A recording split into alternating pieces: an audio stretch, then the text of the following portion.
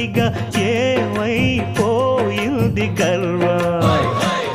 అరే శివుని శిరసు సింహాసనం పొందిన చంద్రుని గౌరవజనం నిన్నే చేసింది వేళ కోళం. ఎక్కిన మదం దిగిల్దిగా తగిన ఫలం దక్కిల్దిగా ఏమైపోయింది గర్వం.